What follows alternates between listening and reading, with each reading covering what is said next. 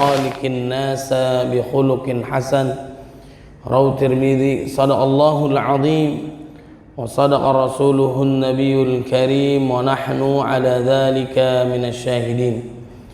Yang sama-sama kita muliakan, hormati, banggakan pengurus DKM Masjid Darussalam dan juga para kiai, para hujjaj, para alim ulama, para guru.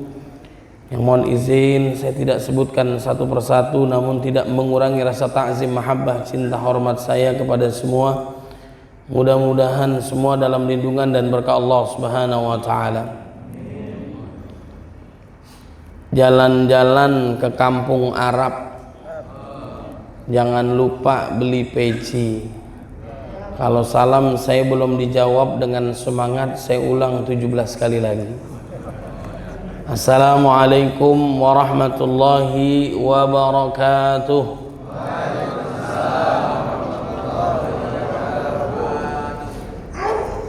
Alhamdulillah, segala puji hanya min Allah Subhanahu wa taala yang telah memberikan kita nikmat iman, nikmat Islam, sehat wal afiyah, panjang usia dalam ketaatan kepada Allah Subhanahu wa taala. Mudah-mudahan amal ibadah kita pada pagi hari ini semua diterima oleh Allah Subhanahu wa taala. Dan tidaklah kita meninggalkan masjid yang mulia ini kecuali Allah mengampuni segala dosa-dosa kita. Allah terima amal ibadah kita, Allah tingkatkan ilmu iman amal kita sehingga memudahkan langkah kita menuju surganya Allah Subhanahu wa taala. Amin ya rabbal alamin. Salawat serta salam marilah kita curahkan kepada baginda Nabi Muhammad sallallahu alaihi wasallam yang telah membawa kita dari zaman kegelapan menuju cahaya Islam, minadh dhulumati ilan nur. Ikan sepat, ikan gabus, itulah nama-nama ikan. Ikan sepat, ikan gabus, ikan lele, lebih cepat, lebih bagus, jangan bertele.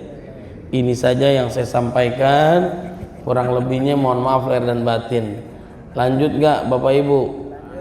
Baik, insya Allah sampai duhur kita di kajian. Siap gak Bapak Ibu? Yang silakan, yang siap. Saya bentar lagi pamit ya. Bapak Ibu jamaah yang dimuliakan oleh Allah Subhanahu wa taala, daun salam, daun talas, itulah nama-nama daun. Yang tadi jawab salam, saya doakan semua hutangnya lunas. Ketahuan yang aminnya kencang, hutangnya banyak ya. Mudah-mudahan semua hutangnya lunas. Kata Nabi, orang yang sering silaturahim insya Allah rezekinya banyak, barokah. Ikutin doanya, Allahumma barik lana fima razaqtana wa qina adzabannar. Ini doa mau makan. Udah makan belum Bapak Ibu? Haram puasa hari ini ya. Hari ini puasa haram. Baik, serius nih doanya. Allahumma inni a'udzubika minal khubusi wal khaba'is ya. Ini doa masuk WC hafal, keluar WC nggak hafal, bisa masuk nggak bisa keluar. Baik, yang baca doa ini insya Allah rezekinya banyak, barokah, dijauhkan dari yang haram, semua utangnya lunas. Allahumma paksain bayar utang ya. Jadi Bapak Ibu kalau punya utang jangan dipikirin, dibayar. Baik, ini doa yang biasa dibaca juga jelas dari baginda Nabi Muhammad sallallahu alaihi wasallam, yang biasa juga dibaca oleh Imam Besar Masjidil Haram dalam khatmul Qur'annya Syekh Abdurrahman As-Sudais hafizahullah. Kalau zaman sekarang juga dipopulerkan oleh Ustadz Adi Hidayat. Kenal Bapak Ibu Ustadz Adi Hidayat? Nah, ini beliau dulu teman kuliah saya satu kelas, ujian Qur'annya juga bareng. Mudah-mudahan beliau panjang umur, sehat walafiat. Bapak Ibu kenal Ustadz Abu Somad?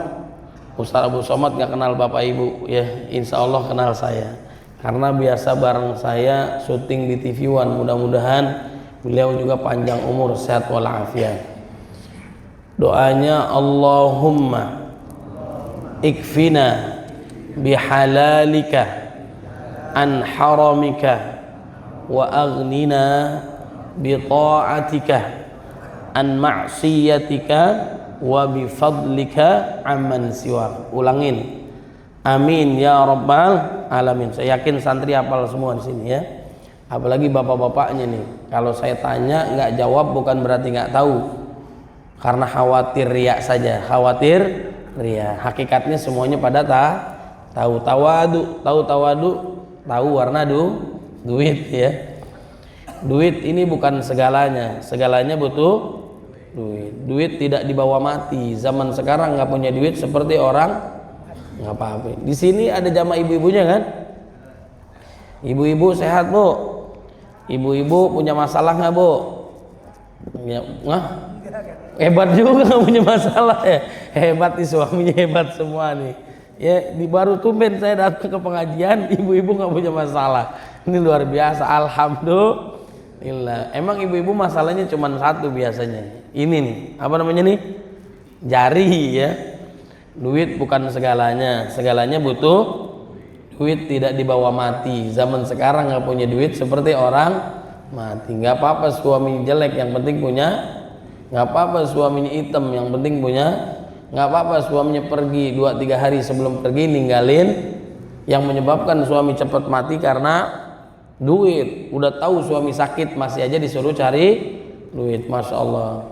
Bu, doain bu suaminya panjang umur, sehat walafiat, rezekinya banyak barokah, bahagia dunia akhirat, nikah lagi ya. Bercanda bu ya, nanti saya nggak diundang lagi. Baik, jamaah yang dimuliakan oleh Allah Subhanahu wa taala. Jadi apa namanya, kalau yang belum kenal saya, nama saya USQ, Ustadz Said Kutub. Nama panjang saya Said Kutub Official. Jangan lupa follow, like, share, and subscribe. Yang punya Instagram, Telegram, Kilogram semuanya follow ya. Mudah-mudahan berkah, insya Allah. Saya ada 2 buku. Yang pertama ada buku saya itu Damai dan Indah di Bawah Naungan Al-Quran. Ini yang nyatet santri doang. Ini guru-guru udah hafal semua ya.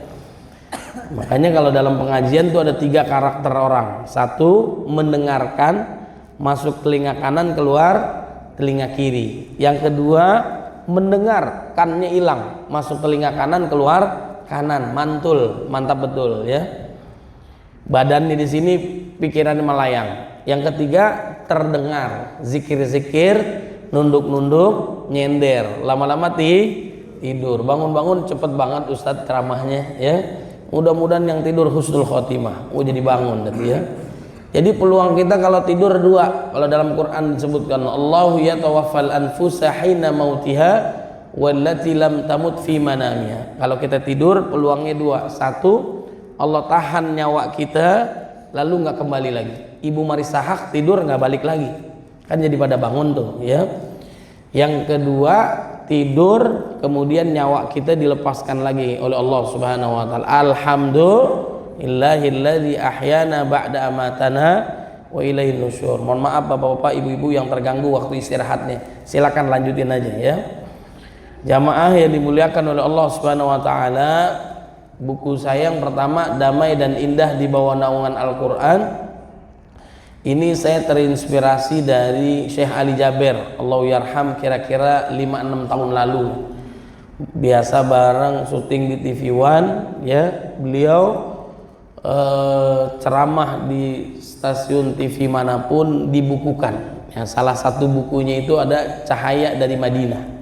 Ceramah beliau di televisi dibukukan. Nah, saya terinspirasi dari beliau, saya bukukan ceramah saya di TV One. Itu bagian nggak banyak ya, baru sedikit-sedikit, nggak semuanya.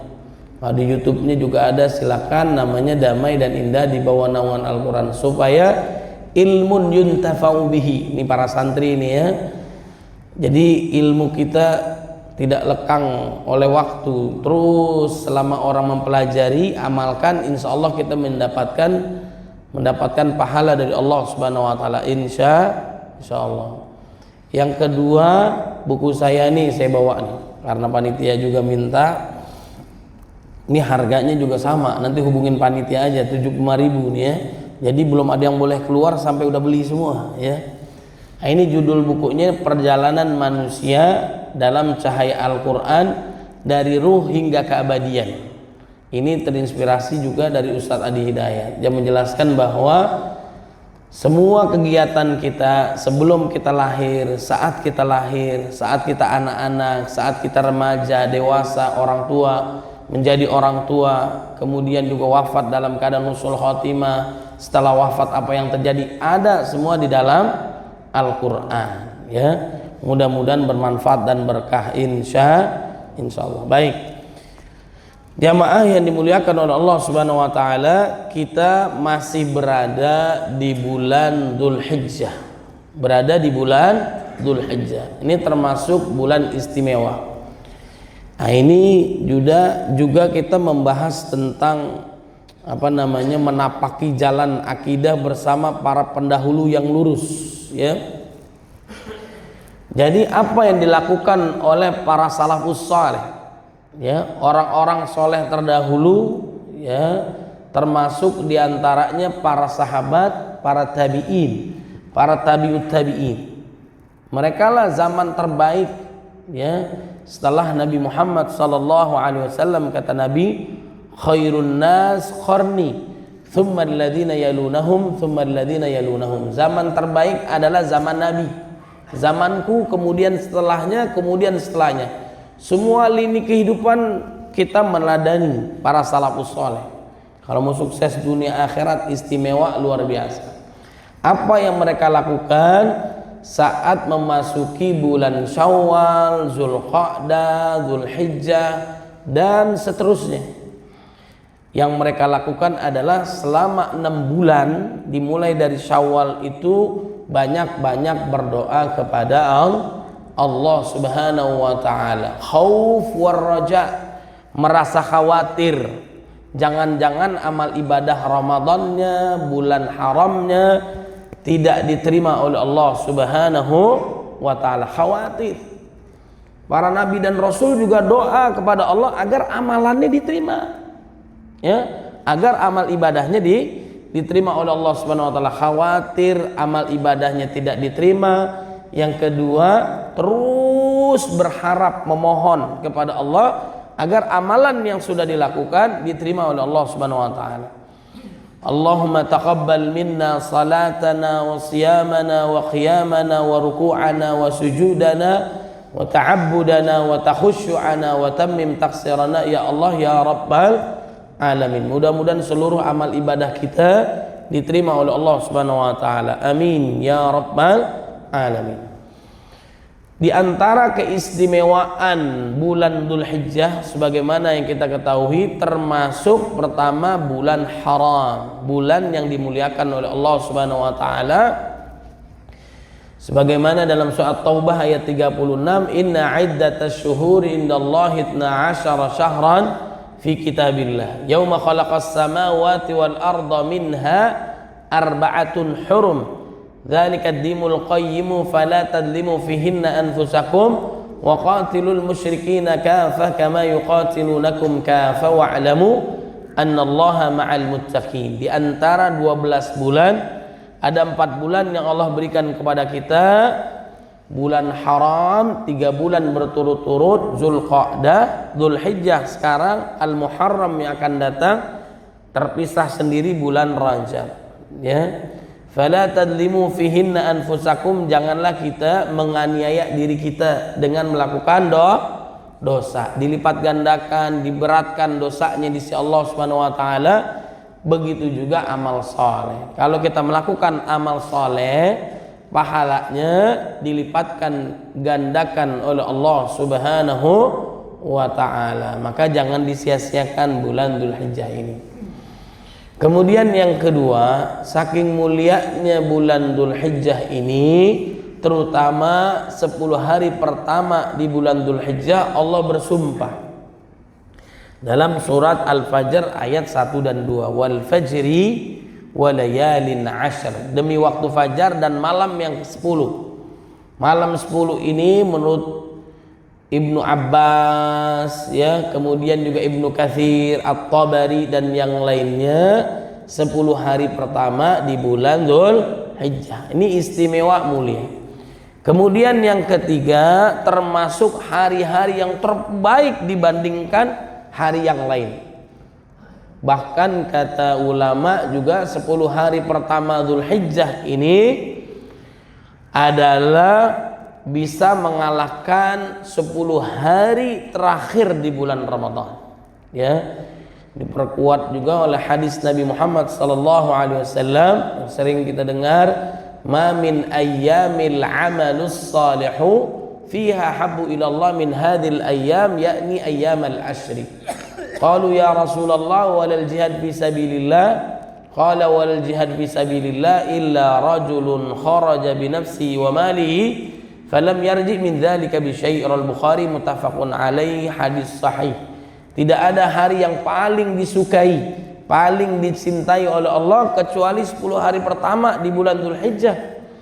Lalu bagaimana dengan amalan jihad fisabilillah? Sahabat bertanya kepada Rasul. Begitu pula dengan jihad fisabilillah. Orang berjuang di jalan Allah kalah dengan amalan 10 hari pertama di bulan Dzulhijjah, kecuali orang yang keluar dari rumahnya dengan hartanya bertempur di medan perjuangan, ya, di jalan Allah Subhanahu wa taala, kemudian gugur syahid, tidak kembali lagi ke rumah, baru bisa mengalahkan amalan 10 hari pertama di bulan Dzulhijjah. Mudah-mudahan amal kita yang lalu semua diterima oleh Allah Subhanahu wa taala. Amin ya rabbal alamin. Kemudian yang keempat, bulan Dzulhijjah ini kemuliaannya ada amalan yang tidak ada amalan selain di bulan Dzulhijjah. Ini amalan wajib, rukun Islam yang kelima bagi mereka yang mampu, yaitu ibadah haji. Walillahi 'alan nasi hajjul baiti man istata'a ilaihi sabila. Jadi mudah-mudahan bagi kita yang belum, ya, yang akan datang diberikan kesempatan haji dan umrah. Nggak cukup dengan amin, harus daftar, Bapak Ibu yang belum udah daftar belum? Nggak ada yang jawab nih. Santri-santri udah daftar belum? Pasrah aja ya. Ada orang kaya, ibu-ibu belum berangkat haji. Kenapa? Belum ada panggilan. Siapa yang belum manggil? Malaikat Israel, ya. Mumpung ada kesempatan segera menaikkan ibadah haji. Allahumma inna nas'aluka fursatan lil haji wal umrah. Bagi jamaah kita yang menunaikan ibadah haji tahun ini yang sudah selesai, kita doakan mudah-mudahan hajinya diterima oleh Allah, hajinya mabrur. Allahumma ij'alhum hajjan mabrura wa sa'yan mashkura wa tijaratan lan tabur. Tidak ada balasan bagi haji yang diterima oleh Allah, haji yang mabrur, kecuali balasannya adalah surga. Al-hajjul mabrur laisa lahu jazaa'un illal jannah. Berbondong-bondong dari berbagai negara, ya, mereka bercapek letih. Jangan mengira bahwa yang haji itu mudah. Jangan mengira yang haji itu orang kaya, orang yang susah, orang yang tua, yang pengen wafatnya di sana juga ada, ya, bercapek-capek, berletih-letih, harta bahkan jiwanya ada yang wafat sebelum berangkat. Itu tidak lain karena panggilan Allah Subhanahu wa ta'ala. Labbaik Allahumma labbaik. Mereka menginginkan surganya Allah Subhanahu wa ta'ala. Orang yang hajinya diterima kembali ke tanah air dalam kondisi seperti orang yang baru dilahirkan, suci bersih lagi. Maka kalau kita mencintai Allah, mencintai Nabi Muhammad SAW, maka tunaikanlah ibadah haji dan umrah, insya Allah, ya. Tukang bubur aja 2 kali haji. Tahu tukang bubur? Di sinetron 2 kali, ya. Nah, ini ada tukang beca yang puluhan tahun juga mengumpulkan hartanya dan sebagainya, penuh perjuangan, ya. Maka kita juga berjuang di Allah Subhanahu wa ta'ala agar dimudahkan langkah kita untuk menunaikan ibadah haji insya Allah. Nah, berarti kalau ibadah haji di sana ada yang namanya wukuf. Wukuf di Arafah itu menjadi rukun haji. Nggak wukuf di Arafah nggak diterima hajinya. Mau yang sakit, mau yang sehat, mau yang muda tua, ngumpul semua. Yang bawa ambulannya ngumpul semua. Kalau nggak diterima ibadah hajinya. Ya, itu gladi resik sebelum datang ngumpul di padang mahsyar. Pakai pakaian ihram itu juga gladi resik kematian sebelum kita wafat. Pangkat jabatan minggir semua. Kalau Lailatul Qadar itu dimisteriuskan oleh Allah Subhanahu wa taala. Lailatul Qadar itu ganjil atau genap? Genap apa ganjil? Ganjil genap itu urusan pemerintah. Namanya gage. Tahu gage enggak? Kalau di Jakarta tuh ganjil genap ya. Jadi supaya kita mendapatkan malam kemuliaan dari awal Ramadan sampai akhir, gaspol jangan kasihkan kendor, totalitas insya Allah mendapatkan malam kemuliaan. Itu dimisteriuskan supaya tiap malam kita ibadah ya. Dia bisa berubah tiap tahunnya, atau malam ganjil, atau bisa juga genap ya, dan sebagainya. Nah, bedanya dengan wukuf di Arafah, waktunya tahu, kemudian juga Allah Subhanahu wa taala turun di siang hari. Allah Subhanahu wa taala turun, apa yang diminta oleh hambanya maka dikabulkan oleh Allah. Tidak ada hari yang paling banyak hamba Allah dibebaskan dari api neraka, itu hari Arafah. Yang kemarin tanggal 9 Dzulhijjah, ampunan Allah, kemudian juga dosanya diampuni, doanya dikabulkan ya. Bagi kita jamaah itu banyak-banyak doa. Bahkan dianjurkan untuk mereka yang tidak menunaikan ibadah haji, puasa sunnah, diampuni dosanya setahun yang lalu dan setahun yang akan datang. Kalau setahun yang lalu kita jelas diampuni, tiap tahun bersih terus kita tuh. Kemudian setahun yang akan datang maksudnya adalah kita dijauhkan dari perbuatan dosa ya. Mudah-mudahan dosa kita yang besar, yang kecil, yang tidak terhingga semua diampuni oleh Allah Subhanahu wa taala. Kemudian yang kelima, di dalamnya bulan Dzulhijjah ini juga ada Yaumun Nahar ya, ada Idul Adha. Ini hari rayanya kaum muslimin setelah Idul Fitri, Idul Adha ya. Berarti di sana selain ada sholat, mendengarkan ceramah, amalan terbaik adalah yaitu berkurban di jalan Allah Subhanahu wa taala. Tanda kita bersyukur kepada Allah. Sebagaimana Imam kita membaca Al-Kautsar, inna a'tainakal kautsar, nikmat yang Allah berikan kepada kita begitu banyak.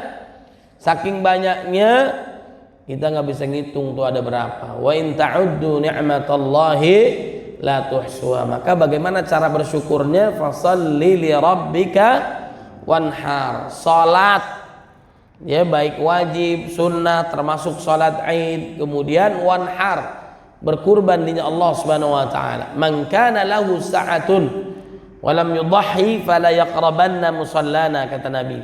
Siapa yang diluaskan rezekinya, tidak mau menyembelih hewan kurban, maka jangan dekati tempat ibadah kami. Itu ancaman baginda Nabi Muhammad sallallahu alaihi wasallam, baik satu sapinya, satu kambingnya, satu jiwanya. Masih ada waktu nih, hari tasyrik, ini hari yang terakhir 13 Dzulhijjah kan. Nah, yang belum bisa menyembelih hewan kurban ya, yang sudah mudah-mudahan diterima oleh Allah Subhanahu wa taala. Allah nggak butuh daging kurbannya, darah dari kurban kalian. Yang Allah butuhkan adalah ketundukan, kepatuhan, ketakwaan kepada Allah Subhanahu wa taala. La yanalallaha luhumuha wala dima'uha walakin yanaluhut taqwa minkum.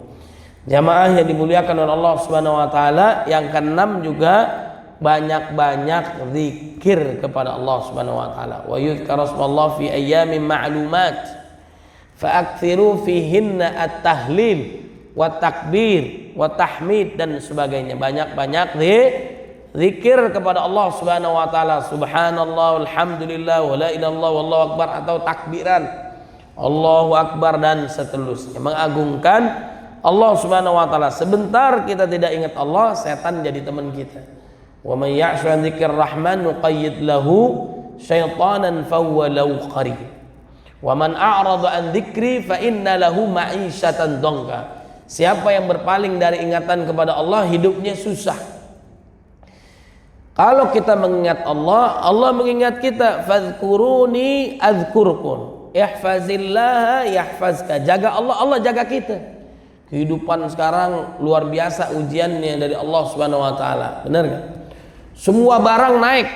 Betul enggak? Semua barang naik. Yang turun cuma dua, gaji guru ngaji sama air hujan. Betul enggak? Benar enggak Bapak-bapak? Ya. Semua mahal. Yang murah cuman atu. Tahu nggak yang murah apaan? Rupiah. Ya.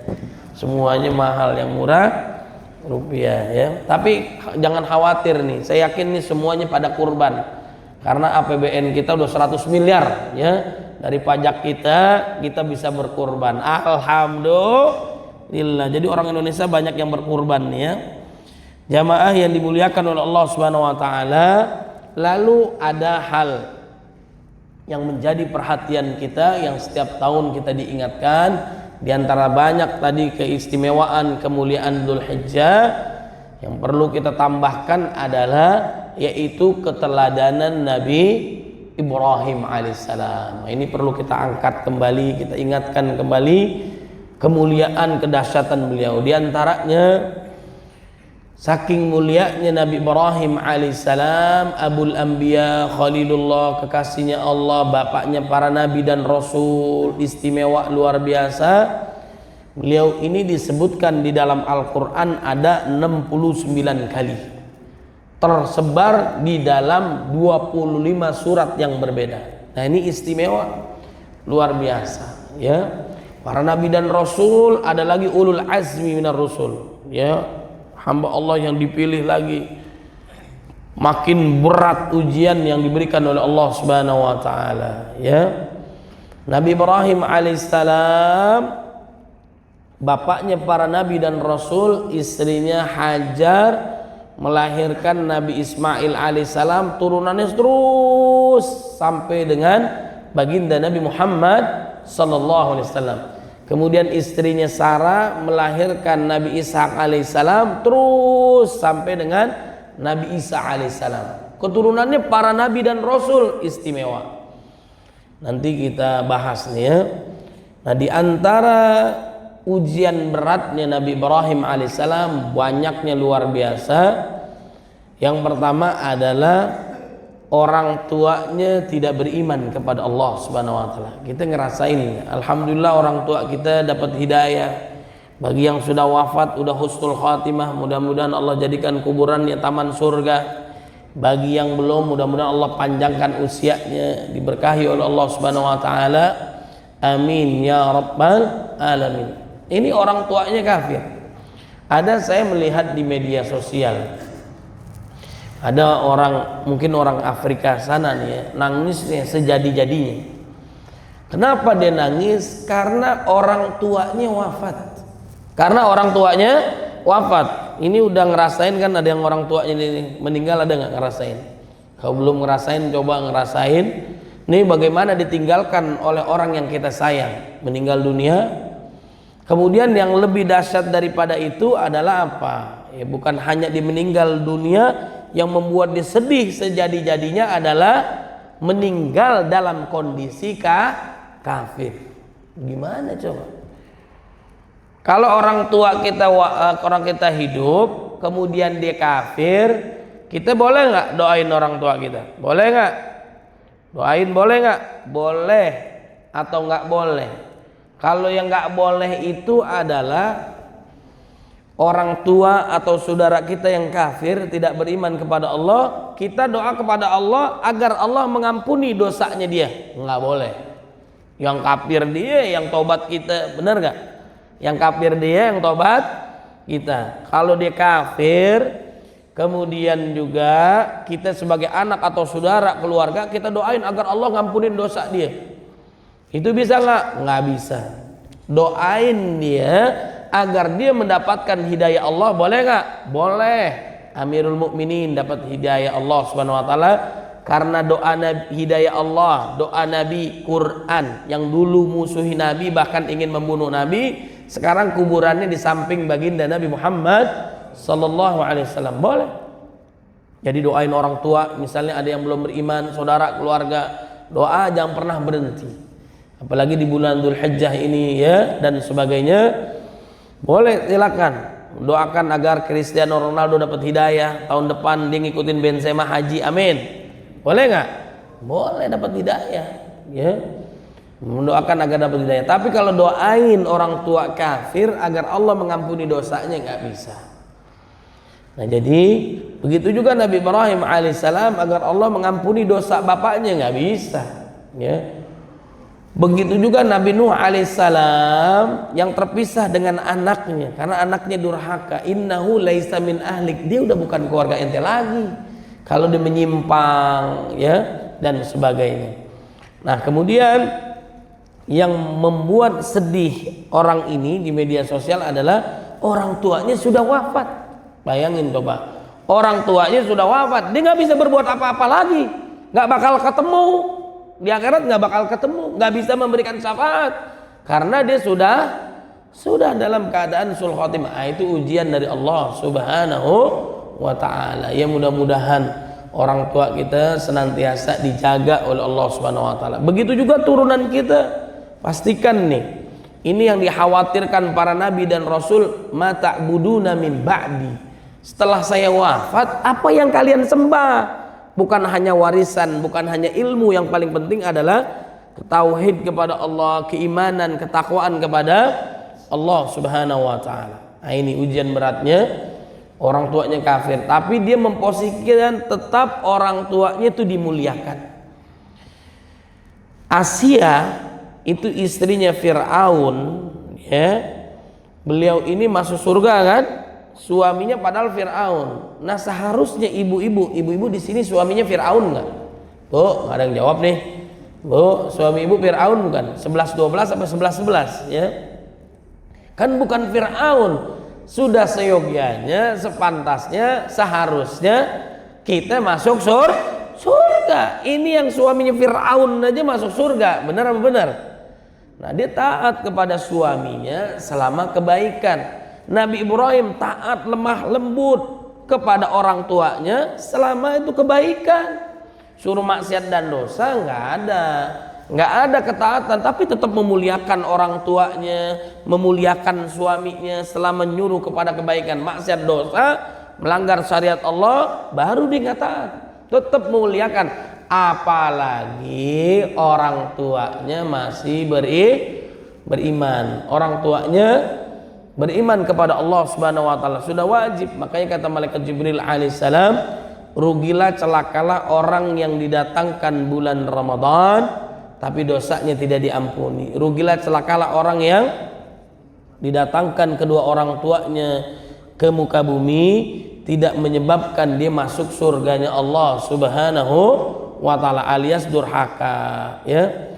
Saya sering sampaikan bahwasanya orang tua kita tuh bukan cerewet dan bawel, kitanya yang nggak sabar merawat orang tua kita. Itu surganya kita, itu ibadah kita. Memang begitu. Lagi lucu-lucunya tuh orang tua, benar gak? Macam-macam permintaannya, benar apa benar? Nah, kita nggak sabar merawat orang tua kita, mertua kita termasuk, dan sebagainya, ya. Khilafnya orang tua, saya punya jamaah tuh, ya, dia mungkin masih berantem dengan orang tuanya, masih berantem dengan mertuanya. Khilafnya orang tua, nih santri dengerin nih, khilafnya orang tua tak sebanding dengan jasanya. Kita gendong dari sini ke Mekah, tunaikan ibadah haji, balik lagi ke sini nih, ke Bekasi, balik lagi, nggak bisa kebales tuh kebaikan orang tua. Paham gila? Kira-kira paham? Nah, kemudian anak kita, ini bagi kita orang tua nih, anak kita bukan nakal dan bandel, kitanya yang nggak sabar mendidik anak kita sabar ya dalam mendidik anak, dalam mendidik istri, mendidik keluarga. Emang di situ ujiannya. Bagaimana kita mendidik keluarga kita menjadi keluarga yang baik. Insya Allah ya. Kemudian yang kedua, saat itu umatnya tidak beriman. Bahkan diinformasikan kalau dalam Quran tuh hanya Nabi Lut alaihissalam di zamannya tuh umatnya gak ada yang beriman. Kita nih dakwah nih beriman semua. Kita dakwah di masjid orang soleh semua, benar gak? Apalagi ibu-ibunya solehah, benar gak? Kalau ibu-ibunya kelihatan nih calon-calon bidadari surga, saya doain cepat masuk surga. Mau bu masuk surga bu? Ya. Saat itu umatnya nggak beriman. Zaman Nabi Muhammad juga sama, umatnya nggak beriman. Ini kan sahabat mu'alaf, betul nggak? Mereka baru mendapatkan hidayah Allah setelah datang Nabi Muhammad Sallallahu Alaihi Wasallam. Nah kita umatnya beriman, umatnya nggak beriman. Gimana cara dakwahnya coba? Ya, itu ujian dari Allah Subhanahu Wa Taala. Lemah lembut, dia tegar, kuat. Itu kebiasaan para nabi dan rasul dalam dakwahnya. Da'autu qaumi lailan wa nahara, seperti Nabi Nuh alaihissalam, siang malam lemah lembut nyampaikan dan sebagainya. Kemudian yang selanjutnya adalah bahkan Nabi Ibrahim alaihissalam oleh penguasa pada saat itu dibakar hidup-hidup. Bayangin coba ya, karena dia menghancurkan seluruh berhalanya, kemudian disisakan satu yang paling besar. Ini pasti kerjaan Ibrahim nih. Dipanggil dia, kata Nabi Ibrahim, jangan tanyain saya, tanyain aja tuh apa namanya berhala yang paling besar. Kan kapak 212-nya di situ. Anda ini gimana? Dia nggak bisa ngomong. Nah itu paham. Makanya orang yang tobatnya kumat ya, sadarnya sebentar doang bahwa patung nggak ada manfaatnya, patung nggak bisa bicara, kenapa Anda sembah?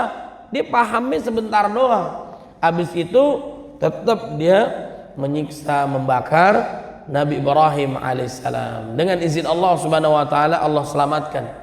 Qul la yanarukuni barda wa salaman ali Ibrahim. Dibakar, bayangin aja coba. Udah ditangkap, dibakar hidup-hidup. Ya, karena izin Allah selamat dia. Oh, sakti juga nih. Habis itu nggak bisa dimatiin, usir. Bayangkan coba. Dakwah pada saat itu udah dibakar lalu diusir. Kemudian Nabi Ibrahim alaihissalam ya, beliau masih mencari Tuhan, mencari Allah Subhanahu Wa Taala. Dilihat bintang tenggelam, dilihat bulan tenggelam, dilihat matahari hada akbar tenggelam. Akhirnya dia menghadapkan wajahnya kepada Allah Subhanahu wa Ta'ala yang menciptakan langit dan bumi. Inni wajjahtu wajhiya lilladzi fataras samawati wal ard. Ya, dia masih mencari Allah Subhanahu wa Ta'ala, mencari Tuhan yang mulia dan sebagainya.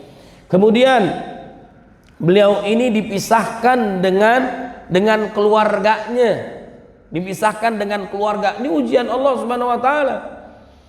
Keluarganya jauh di Mekah, dia di Palestina.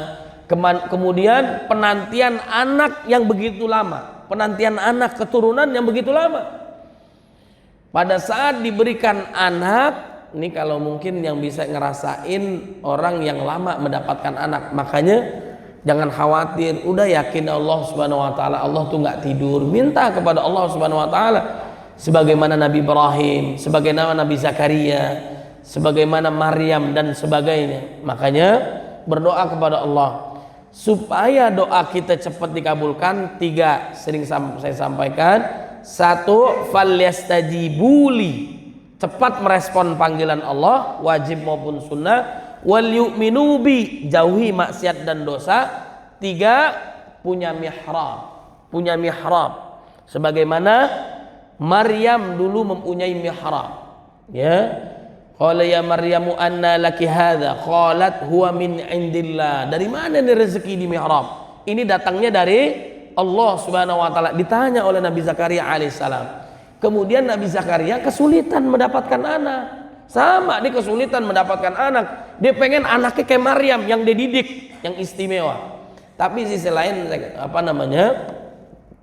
Nabi Zakaria alaihissalam menginginkan mendapatkan keturunan seperti Maryam.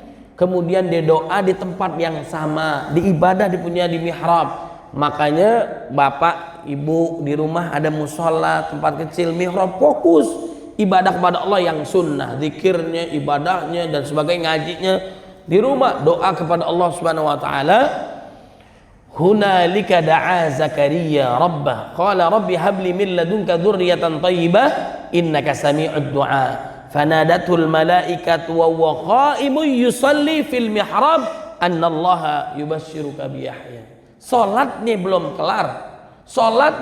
kelar, doanya udah dikabulin. Bayangin coba, langsung yang memberikan nama Allah Subhanahu wa ta'ala. Makanya doa Nabi Ibrahim, qala rabbi habli minas salihin. Sebelum istri kita hamil nih, ya, doa kepada Allah agar mendapatkan keturunan yang soleh, agar mendapatkan keturunan yang baik. Dia hamil, udah insya Allah anak kita soleh, insya Allah lama. Kemudian saya agak geser lebih dikit lagi nih ya. Nabi Ibrahim alaihissalam lebih lama lagi penantiannya, anak berikutnya Ismail lama. Kemudian Nabi Ishak alaihissalam itu lamaan lagi. Istrinya Nabi Zakaria, istrinya Nabi Ibrahim alaihissalam Sarah itu divonis mandul, udah nggak mungkin memiliki keturunan, usianya udah tua. Bayangin gimana Allah kalau punya mau, dengerin yang baik nih, Allah nih bukan saya yang ngomong. Allah kalau kita mau yang mau nih, jangankan susah sulit, perhatiin, jangankan susah sulit, mustahil Allah kasih. Yang mustahil, nggak mungkin punya keturunan, divonis mandul, udah tua, kagak bakal dah kita punya. Tapi minta kepada Allah Subhanahu wa taala, jangankan yang susah dan sulit, mustahil akal manusia, Allah kasih, Allah berikan, kun fayakun. Apa yang terjadi? Nabi Zakaria alaihissalam diberikan keturunan, Nabi Ibrahim alaihissalam diberikan keturunan. Yang agak lebih susahan lagi Nabi Ishak alaihissalam, istri dimandul, susah, divonis dan sebagainya, udah tua pula. Apa amal ibadahnya? Ada amal ibadahnya selain tadi kita doa macam-macam. Ada amalannya, salah satunya Nabi Ibrahim alaihissalam adalah apa? Hal ataka hadithu dhaif Ibrahim al-mukramin. Sudah sampai belum kisahnya Nabi Ibrahim alaihissalam memuliakan tamu? Ini keistimewaannya dia. Keistimewaannya Nabi Ibrahim alaihissalam selalu memuliakan tamu dan nggak pakai banyak pikir tuh tamunya. Sebelum banyak pikir dia udah siapin makanan yang paling bagus, gulai kambing, sapi yang gemuk, dia masak di atas jam 12 malam. Ada nggak tamu kita yang datang di atas jam 12 malam? Ada nggak? Itu namanya tamu nggak diundang, alias maling, bener nggak? Nggak ditanya Anda siapa, mau ketemu apa, perlu apa, nggak pakai ngomong, duduk, disiapkan semua dengan yang terbaik. Ini pas disiapkan semuanya, tiba-tiba orang ini nggak mau makan, kakinya nggak nyentuh bumi, dilihat belakangnya bolong, sundel bolong nih, bukan ya? Ternyata dia malaikat Allah Subhanahu wa ta'ala yang memberikan informasi dua. Satu memberikan informasi mengerikan bahwasanya kaum Nabi Lut alaihissalam itu akan diazab oleh Allah Subhanahu wa ta'ala. Segera tinggalkan. Nabi Lut alaihissalam meninggalkan kaumnya karena mau diazab oleh Allah Subhanahu wa ta'ala. Itu diinformasikan kepada Nabi Ibrahim alaihissalam. Itu kabar mengerikannya tuh. Ya, kalau zaman sekarang nih malaikat bisa ngomong sama kita juga takut, bener gak? Ini kan LGBT udah menjadi hal biasa, benar apa benar? Nauzubillah min zalik. Orangnya LGBT itu otaknya kebalik, makanya dikebalikan oleh Allah, yang atas ke bawah, yang ke bawah ke atas. Wa amtarna alaihim hijaratan min sijilin mandud. Ngerinya luar biasa. Bagaimana solusinya? Saya agak menyeberang dikit. Solusinya gimana? Nabi Lut alaihissalam yang menyampaikan, seandainya dua nih kerjain. Ini kalau ada pemerintahan, yang pertama pemerintahnya harus benar, bukan sembarangan. Pemerintahnya harus benar, soleh, bertakwa kepada Allah Subhanahu wa taala. Yang kedua, perhatikan, ayah harus turun ke rumah menangani permasalahan yang ada. Ibu nggak cukup, istri nggak kuat. Itu Nabi Lut alaihissalam, istrinya bukan pelaku LGBT tapi pendukung LGBT. Nauzubillah min Salik. Ini dua solusi Nabi Lut alaihissalam. Jangan terjadi lagi, pemerintahnya bagus. Yang kedua, suami bapak turun tangan langsung menangani anaknya, ya. Mudah-mudahan kita semua dilindungi oleh Allah Subhanahu wa taala. Baik. Kemudian nih waktu kita terbatas nih ya. Nah, selanjutnya balik lagi bagaimana Nabi Ibrahim alaihissalam memuliakan tamunya. Ternyata malaikat, satu kabar mengerikan itu, yang kedua kabar bahagia bahwasanya istrinya akan mengandung. Masya Allah, alhamdulillah. Bagaimana caranya? Man kana yu'minu billahi wal yaumil akhir falyukrim dhaifahu. Siapa yang beriman kepada Allah dan hari akhir, kata Nabi, memuliakan tamunya. Kalau ada tamu, muliain dia. Ya, mau nginep boleh. Batas maksimal kita harus pahamin 3 hari. Kalau dia nggak paham, tempelin hadis, ya, bahwa kunjungan ke rumah orang tuh maksimal 3 hari. Tapi kalau mau dilayanin terus, ya silakan dah ya. Nah, ini istimewa. Berikan yang terbaik. Inilah amalan yang kebanyakan orang nggak ngerjain. Makanya ada guru kita mengajarkan, kalau Anda menginginkan sesuatu, ya, lakukanlah amalan yang kebanyakan orang nggak ngerjain. Inilah Nabi Ibrahim alaihissalam. Cari rezeki, jangan yang diduga-duga, yang nggak diduga. Kita kalau mikir-mikir haji, bakalan berangkat nggak? Haji bayarnya mahal, waktunya lama, pilih yang mana? Yang cepat mahal, yang lama kelamaan, belum berangkat udah wafat, benar nggak? Kalau pikir-pikirin, nggak bakal kita ibadah haji misalnya. Kalau kita pikir-pikir, mungkin nggak kita bisa beli kendaraan, mungkin nggak kita bisa beli rumah, mungkin nggak ada keinginan kita, ya nggak mungkin. Lakukanlah amalan yang kebanyakan orang nggak ngerjain. Bagaimana para nabi dan rasul mencontohkan amalan-amalan istimewa, zikir-zikir istimewa, wa yarzuqhu min haitsu la yahtasib, yang nggak diduga, nggak kebayang. Saya banyak nih, atau kita pengalaman, ya nggak tahu apa yang akan terjadi ke depan tuh, kita nggak tahu. Makanya ada ulama kita menyebutkan bahwasanya kita khawatir zaman sekarang. Khawatirnya 2. Alladzi at'amahum min ju', anak keturunan kita kelaparan. Panik gak? Panik gak? Nggak ada yang panik nih, kayak semua kayaknya nih. Wa at'amahum apa alladzi at'amahum min ju' wa amanahum min khauf. Khawatir dengan keamanan, benar gak? Ya begalnya ya.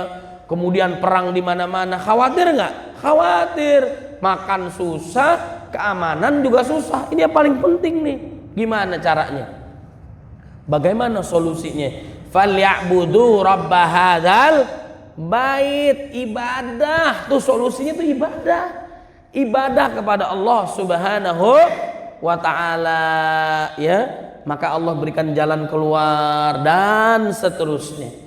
Jangankan kita udah segede gini, udah jadi anak, udah jadi orang tua, waktu kita berada di dalam rahim orang tua kita, rezeki kita dijamin. Belum muncul ke muka bumi, benar gak?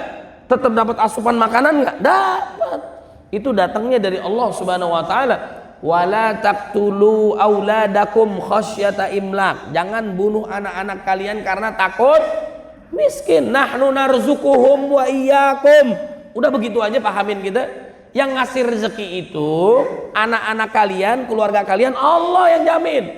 Dan dirimu, siapa yang jamin? Allah Subhanahu wa taala. Kita gak bakal mati sebelum rezeki kita disempurnakan oleh Allah Subhanahu wa taala. Caranya banyak ya, dengan doa, dengan zikir, dengan ibadah, ikhtiar, ya, dan seterusnya ya. Jadi jangan khawatir kalau kita masih bersama Allah Subhanahu wa taala. Baik, Bapak Ibu yang dimuliakan oleh Allah Subhanahu wa taala, ini yang menarik. Berikutnya ada dalam surat As-Saffat. Ini dibawa pulang aja nih, ayat 102 sampai 111. Ini istimewa, disyariatkannya ibadah kurban, disyariatkannya ibadah haji itu dari Nabi Ibrahim alaihissalam. 1. Falamma balagha ma'ahu as-sa'ya qala ya bunayya inni ara fil manami anni adbahuka fanzur madza tara qala ya abati if'al ma tu'mar satajuni insyaallah minas sabirin. Jadi Nabi Ibrahim alaihissalam mimpi, ya, Allah Subhanahu wa taala memerintahkan beliau itu untuk menyembelih anaknya. Bayangin coba, anak yang penantiannya lama sudah dinantikan, anaknya qurrata ayun, halim, lemah lembut, berbakti kepada orang tuanya, taat kepada Allah. Beda kalau anak nakal, beda, benar gak? Ini anaknya sopannya luar biasa, taat sama orang tuanya dan sebagainya. Penantian lama, udah lahir, di jaraknya dipisahin, lama dan sebagainya.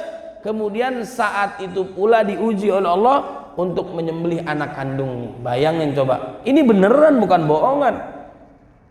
Anak yang soleh, jawabnya apa? Coba kita nyampaikan ini kepada anak kandung kita, pasti kita dibilang bermasalah. Masih orang tua bunuh anak kandungnya sendiri, benar gak? Qala ya abatif alma tu'mar satajuni insyaallah minas sabirin. Wahai ayahku sayang, ya, jadi anak memuliakan orang tuanya, orang tua sayang sama anak, makanya dipanggilnya ya bunayya, anakku sayang, ya. Bapakku sayang, segera lakukan apa yang diperintahkan Allah Subhanahu wa ta'ala. Mudah-mudahan engkau mendapatiku termasuk orang yang sabar. Ini seketika omongan nih. Makanya ada tarwiyah. Tarwiyah ada persiapan air sebelum dia ke Arafah. Ada juga maksudnya ada perenungan nih, evaluasi nih. Muhasabah nih gimana ya anak mau disembelih, bayangkan. Ya, jadi kisahnya diantaranya begini. Nabi Ibrahim alaihissalam kepada Nabi Ismail alaihissalam, ini yang udah punya anak paham nih ya. Pada saat beliau mau nyembelih, kata anaknya gini, satu, wahai ayahku, saat pastikan yang pertama Anda mengikat kencang ini talinya supaya saya tidak meronta-ronta, longgar sehingga bapaknya nggak jadi nyembelih. Harus kuat, yang kuat. Ini yang kuat banget. Kalau udah kuat jadi dia nggak gerak-gerak. Satu tuh ya. Segera ikatkan kencangnya ini, jangan longgar sehingga dia nggak ronta-ronta. Bayangkan coba, ditahan sekuat tenaga, bagus, dia nggak bergerak, jadi nggak ragu orang tuanya. Itu kita ngebayanginnya aja luar biasa. Yang kedua, wahai ayahku, siapkan ini, bahasa kita pisaunya atau goloknya yang sangat tajam sehingga nggak lama-lama. Bayangin anak ngomong begitu, bayangin coba. Yang ketiga, ini baju saya nih, tolong nih dibukakan, kemudian dipisahkan, dijauhkan sehingga tidak kena percikan darah. Bajunya ini nggak kena percikan darah. Ini hadiah terbaik saya buat ibundanya, sehingga dia melihat dalam keadaan utuh, sehingga tidak menyebabkan orang tuanya, ibundanya sedih. Bayangin coba anak ngomong kayak gitu. Anak kalau udah berbakti, kalau udah taat kepada Allah, berbakti sama orang tua, dengerin nih orang tua nih, kita nih yang punya anak, jangankan hartanya, perhatian jasanya buat orang tuanya, nyawanya dikasih. Bayangin coba, gimana nggak bahagia, gimana nggak nangis anak berbakti begini, ya. Kemudian pada saat falamma aslama wa tallau lil jabin, nyampe dia mau disembelih, ya, tiba-tiba Allah Subhanahu wa taala menggantikan dengan kambing kibas, diganti oleh Allah Subhanahu wa taala. Itu udah benar-benar qad shaddaqtar ru'ya, benar imannya. Nabi Ibrahim alaihissalam mencintai Allah melebihi siapapun. Bayangin, melebihi anak yang paling disayang. Kalah tuh dengan cintanya kepada Allah Subhanahu wa taala. Malaikat Jibril alaihissalam yang mengganti anaknya dengan kambing kibas, mengucapkan takbir Allahu Akbar. Bayangin coba, saking luar biasanya ujian dari Allah Subhanahu wa taala. Allahu Akbar. Nabi Ibrahim alaihissalam juga mengucapkan yang sama, Allahu Akbar, takbir juga, la ilaha illallah. Nabi Ismail alaihissalam yang mau disembelih diganti dengan kambing kibas, Allahu Akbar. Luar biasa. Coba bayangin kita, ini luar biasa ya. Allah membayar total perjuangannya, diganti oleh Allah Subhanahu wa taala. Kemudian kurbannya itu dibawa ke rumahnya sambil memuji Allah Subhanahu wa taala. Allahu Akbar, Allahu Akbar, Allahu Akbar. La ilaha illallah, wallahu akbar, Allahu akbar walillahil hamd. Sampai ke rumahnya, Masih ada jarak ibundanya yang sangat sayang kepada suaminya mendengar suara suaminya. Gimana gak bahagia, suaminya datang dengan bertakbir kepada Allah Subhanahu wa taala, dan setelah itu diikuti iringannya dengan anak yang dia sayang, yang tadi mau disembelih, yang dia balik udah mungkin jadi jenazah, udah wafat.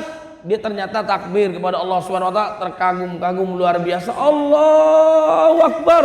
Allahu Akbar, diselamatkan oleh Allah Subhanahu wa taala. Itulah disyariatkannya ibadah kurban. Yang kita sembelih itu bukan anak kita sekarang.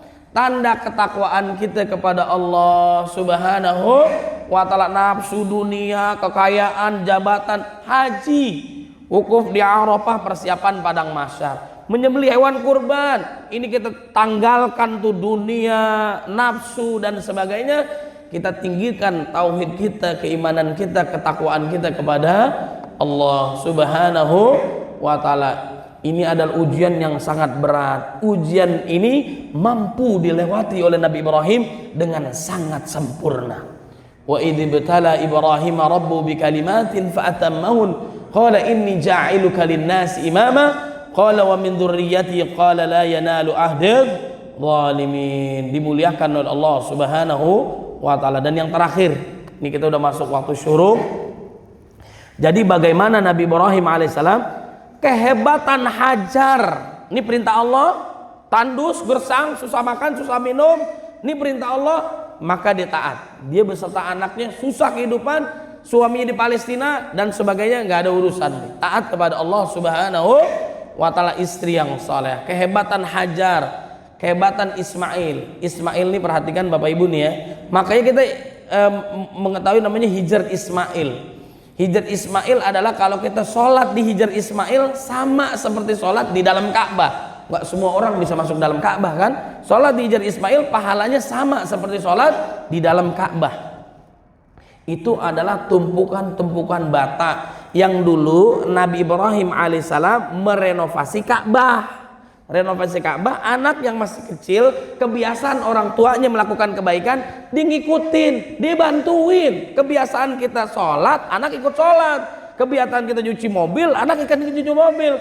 Kebiasaan kita maksiat dan dosa, diikutin. Anak tuh cerminan kita. Dimulai dari bapak yang soleh, ibu yang soleha. Ini perhatikan ya, bagaimana supaya anak kita baik, ya. Bagaimana supaya anak kita bisa berubah menjadi yang lebih baik. Banyak orang tua yang kecewa. Jangankan bapak, ada ibu-ibu jamaah sering ngomong ke saya, udah gak kuat nanganin anak. Bener gak? Nangis dah kerjaannya, susah banget. Sabar bu, sabar. Bukan ibu doang yang ngerasain, kebanyakan kita begitu. Bener gak? Ini ujiannya berat zaman sekarang. Gadget, handphone berat. Kalau kagak sanggup, lempar dah ke pesantren, lempar ke rumah Quran. Kita gak sanggup zaman sekarang, handphone mulu. Kita gedein secara fisik, otaknya dijajah oleh orang kafir. Benar gak? Enggak. Orang tua main sama anak supaya dia gabung gitu ya. Yang kecanduan bapaknya. Ya na'udzubillah min zalik. Nah, ini ya. Jadi bagaimana caranya memperbaiki anak ya. Jadi begini dulu dah. Orang tua kalau akrab kepada anaknya wajar nggak? Biasa nggak Bapak Ibu? Biasa nggak? Terutama ibu. Ibu akrab sama anaknya biasa nggak? Biasa. Orang dia ngandung dia 9 bulan lebih, itu standar, dia ngerawat biasa. Yang nggak biasa itu kalau anak nggak akur dengan ibunya, nggak dekat dengan ibunya, masalah berarti. Itu standar. Tapi Quran mengajarkan kepada kita supaya anak kita benar dan sebagainya. Perhatian yang banyak ditujukan adalah kepada ayah, kepada anaknya. Kalau ibu biasa, bapak harus akrab sama anaknya. Makanya ada waktu kita dengan anak. Bapak-bapak nih harus dekat dengan anak. Nabi Nuh alaihissalam, Nabi Lut alaihissalam tadi begitu nyampaikannya. Kemudian Nabi Yakub alaihissalam dekat dengan Nabi Yusuf. Saking sayangnya, cintanya, buta matanya. Saat Nabi Yusuf alaihissalam digoda oleh wanita yang cantik terpandang, bukan kaleng-kaleng, bukan sembarangan di perempuan. Nabi Yusuf alaihissalam digoda, yang diingat adalah Allah, inni akhafullah. Kalau zaman sekarang ini kesempatan gitu loh, benar gak? Nah, beda dengan Nabi Yusuf alaihissalam. Yang kedua yang diingat laula ar-ra'ana burhana rabbi dalam tafsirnya. Satu yang diingat Allah, digoda oleh perempuan. dia takut kepada Allah. Yang kedua adalah apa? Sosok ayahnya, bapaknya Yakub alaihissalam sangat marah kalau anaknya berbuat dosa. Paham kira-kira? Anak kita nih main handphone nih, yang diingat bapaknya, ibunya. Kalau saya main lama-lama handphone, bapak saya kecewa, lepas tuh handphonenya. Sekarang nggak bisa dibatasin tuh anak. Bagaimana diiman kepada Allah, takwa kepada Allah, kemudian juga sosok bapaknya dia ingat. Saya sebutkan ini bapaknya, saya sebutkan anaknya kenal semua, saya kagak sebutin. Bapaknya kiai besar, ulama besar, anaknya melakukan kesalahan, khilaf dia. Dia merasa dosa, dia taubat kepada Allah, di pusaran kuburan bapaknya. Bapaknya udah wafat, dia minta maaf, dia posting di media sosial. Dia kecewa, bapaknya itu dia khawatir kecewa kalau dia melakukan dosa. Bapaknya udah wafat, dia minta maaf di kuburannya. Bayangin coba, masih berbekas. Itulah yang contohkan oleh Nabi Yusuf alaihissalam, Yakub alaihissalam. Luar biasa, diingat bapaknya, dia nggak mau berbuat dosa. Kemudian bapak harus akrab dengan anaknya. Kita semua latihan, bapak-bapak ada waktu dengan anak yang wanitanya, laki-lakinya dan sebagainya. Dulu Nabi Ibrahim alaihissalam datang mengunjungi, kan jaraknya jauh nih, Palestina, Mekah. Tapi setiap perkembangan anaknya dia tahu, dia sangat dekat dengan anaknya. Datang, istrinya Nabi Ismail nggak kenal bapaknya Ibrahim, karena nggak ada media sosial. Dia mungkin nikah juga nggak datang, jaraknya jauh. Datang ke rumahnya, Nabi Ismailnya nggak ada, udah panjang lebar, udah selesai. Dia pesankannya begini, tolong sampaikan kepada Ismail, dia nggak kenal nih bapaknya nih ya, mertuanya dia nggak kenal. Tolong gagang pintu rumahnya diganti, itu pesan saya. Sampaikan ya, baik. Udah pergi, kemudian pulang Nabi Ismail, disampaikan tadi ada laki-laki, bapak-bapak datang ke sini menyampaikan pesan kepada saya, tolong gagang pintunya ganti. Saya nggak kenal di siapa. Nabi Ibrahim alaihissalam dekat gak dengan anaknya? Anak dekat gak dengan orang tuanya? Bukti kedekatannya apa? Itu pesan, saya tahu persis. Apa pesan yang disampaikan itu adalah buat saya, yang menyampaikan itu bapak saya. Nabi Ibrahim alaihissalam untuk mengganti gagang pintunya, maksudnya adalah apa? Saya disuruh menceraikan kamu. Bayangin coba, akhlaknya gak bagus di perempuan. Langsung disampaikan, tersirat aja dia paham. Orang yang gak ketemu dia paham, berarti bukti kedekatan ayah kepada anak. Harus kita dekat kepada anak kita. Sebelum menyelesaikan masalah, ente dekat gak sama anak? Tahu gak apa yang dilakukan dia? Bagaimana yang ingin disampaikan sama dia? Di antara kehebatannya orang yang hidup nih ya, dan juga orang udah wafat, Habibie dengan Ainun, salah satu konsepnya kenapa dia bagus? Kanan kiri kuburannya, cintanya begitu dalam, karena ada keterbukaan suami istri. Kalau yang masih hidup yang kita lihat nih ya, kalau dalam dunia hiburan tuh ada Deddy Corbuzier dengan Aska. Itu beliau tuh mengajarkan kepada anaknya saling keterbukaan. Apapun itu, jangan ada yang dirahasiakan. Bapak dengan anak hubungannya dekat. Kalau kita udah ada dirahasiakan, kita nggak menyampaikan, berarti apa? Kita nggak dekat dengan anak. Kita salahin dia, besok-besok dia nggak mau nyampein lagi. Suami juga gitu, istri juga kayak gitu. Ada masalah, dudukan masalahnya, sampaikan dengan lemah lembut. Ini cara yang terbaik. Mau nyelesain masalah, kita kenal gak dengan anak saya, anak kita dan sebagainya ya. Baik, ini terakhir, abangnya mau pulang. Yang terakhir, ini saking mulianya Nabi Ibrahim alaihissalam, di dalam Quran itu ada surat Ibrahim. Ini ayatnya 35 sampai 40, bawa pulang. Ada poinnya itu ayat 37. Ini semuanya nih ya. Rabbana inni askantu min dzurriyyati biwadin ghairi dzi zar'in inda baitikal muharram rabbana liqimus shalah faj'al afidatan minan nasi tahwi ilaihim warzuqhum minats tsamarat la'allahum yashkurun. Ini menapaki akidah yang hebat, akhlak yang mulia kepada Allah Subhanahu wa taala, kepada sama manusia. Satu, Nabi Ibrahim alaihissalam kok keturunannya hebat semua sampai Allah memuji dia. Innallaha astafa Adam. Nabi Adam, Adamnya doang yang dipuji, keluarganya ada yang masalah. Kemudian Nuh doang yang dipuji, keluarganya ada yang masalah. Giliran Nabi Ibrahim alaihissalam berserta keluarganya, wa ala Ibrahim, bahkan ada orang biasa, wa ala Imrana. Dia bagaimana didikan? Mengikuti didikan Nabi Ibrahim alaihissalam, alal alamin, dipuji oleh Allah Subhanahu wa taala. Satu, tanamkan tauhid, keimanan, ketakwaan kepada Allah Subhanahu wa taala. Pastikan anak kita istiqomah, husnul khatimah, beriman kepada Allah Subhanahu wa taala. Yang kedua, tanamkan anak kita untuk cari lingkungan yang baik, cari pendidikan yang bagus. Jangan mimpi di siang bolong pengen anaknya hafal Quran, hafal hadis. Di sekolahnya nggak diajarin Quran, di sekolahnya nggak diajarkan hadis. Gimana? Itu namanya jaka sembung bawa handphone, tulalit namanya. Yang ketiga, tanamkan kepada anak kita untuk sholat usia 7 sampai 10 tahun, istri, anak, keluarga, suami dan sebagainya. Inilah doanya para nabi dan rasul. Rabbi ja'alni muqimas salati wa min dzurriyyati rabbana wa taqabbal du'a. Tepat sholatnya, tepat bacaannya, tepat gerakannya, Allah yang jamin. Gak bakal deh korupsi, gak bakal deh khianatin rakyatnya. Kalau sholatnya bener, kagak sholat sih, nggak sholat, sholatnya juga nggak paham.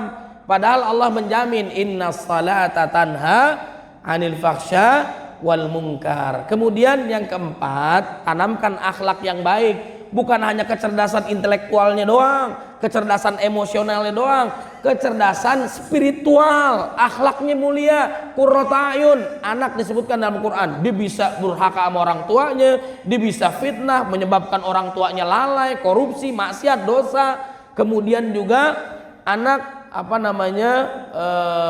memusuhi orang tuanya dan sebagainya. Tapi ada anak yang mulia adalah qurrata ayun, membahagiakan bukan hanya di dunia tapi di akhiratnya Allah Subhanahu wa taala. Kemudian yang kelima, anak doain agar sukses, bukan hanya akhirat. Doanya Rabbana atina fid dunya hasanah, thawab doanya begitu. Rabbana atina fid dunya hasanah, di dunianya sukses, wa fil akhirati hasanah. Nih perhatikan nih santri, ahlul Quran bukan fakir miskin, bukan orang susah. Ahlul Quran, lihat Utsman bin Affan, dia ahlul Quran, menyelesaikan bacaan Qurannya dalam kondisi sholat, Al-Fatihah sampai Anasnya. Lebih baik dia melanjutkan bacaan Qurannya ketimbang menangkis orang yang ingin membunuhnya. Bayangin coba, itu ahlul Quran, kekayaannya triliunan, sampai sekarang ada, rekeningnya ada, duitnya ada, orangnya kagak ada. Beda tipis dengan kita, rekeningnya ada, orangnya ada, duitnya, nah paham dah tuh ya, diblokir ya, diblokir kali ya kita husnuzon ya. Nah kemudian doain warzuqhum minats tsamarat, dia harus sukses, lebih sukses daripada orang tuanya. Jangan anak mau belajar, jangan dah, kamu jangan belajar, nanti kalau kamu pinter kamu bohongin bapak lagi. Jangan, anak harus lebih hebat. Imron punya anak namanya Maryam, hebatan Maryam punya anak namanya Nabi Isa. Cucu kita harus lebih hebat daripada orang tuanya, daripada kakeknya dan sebagainya. Insya Allah segi dunia dan akhiratnya. Dan yang terakhir, dia insya Allah berbakti kepada orang tuanya. Terakhir saya mau sampaikan, ada kisah yang menarik luar biasa. Saat Idul Adha atau Idul Fitri, hari raya kaum muslimin, orang tuanya melihat anaknya ini baiknya luar biasa, membahagiakan dunia bahkan akhirat insya Allah, sehingga orang tuanya, bapaknya akan membelikan pakaian yang paling bagus, ibundanya juga akan memberikan masakan yang paling disuka. Tapi kalau bahasa sekarang, tapi bohong, tapi bohong. Maksudnya adalah apa? Itu keinginan orang tuanya, mau beli pakaian yang paling bagus, yang dia suka, makanan yang paling enak, yang dia suka, tapi nggak mampu. Nyampe nggak kita makom kayak gitu? Nggak mampu. Mau sekolahin anak, mau biayain anak, nggak mampu. Nangis kita, nangis tuh orang tuanya. Itu pembahasan buat kita, nangis kita nggak sanggup. Anak berbaktinya luar biasa, tapi apa yang dia mau kita nggak bisa penuhin. Nangis tuh orang tuanya. Tapi kata anaknya adalah apa? Ini anak yang qurrata ayun, membahagiakan dunia akhirat. Kebahagiaan saya itu bukan hanya pakaian yang bagus, bukan makanan yang enak, ya. Kebahagiaan saya cukup orang tuanya bangga dengan anaknya. Masya Allah. Jangan dibilang dulu guru-guru kita nggak masalah. Ustadz Jeffrey Al-Bukhari dulu bermasalah, ya, diusir dari rumahnya, mulia beliau. Kemudian Ustadz Arifin Ilham, Allah yarham, sama diusir dari rumahnya. Dulu dia pernah menyakiti perasaan orang tuanya sehingga meneteskan air mata orang tuanya. Saat dia sadar dapat hidayah Allah menjadi orang yang mulia, kembali dia praktekkan akan membuat orang tuanya nangis kembali, tapi nangis dalam keadaan terharu betapa bangganya dia memiliki anak yang soleh. Insya Allah mudah-mudahan anak kita menjadi anak yang soleh dan solehah, keluarga kita sakinah mawaddah warahmah, dan negeri kita baldatun thayyibatun wa rabbun ghafur. Doakan pemimpin-pemimpin kita adil amanah, kelak Allah wafatkan kita dalam keadaan husnul khatimah, amin ya rabbal alamin. Subhanakallahumma bihamdika asyhadu an la ilaha illa anta astaghfiruka wa atubu ilaik. Mohon maaf lahir batin, mudah-mudahan bermanfaat. Assalamualaikum warahmatullahi wabarakatuh.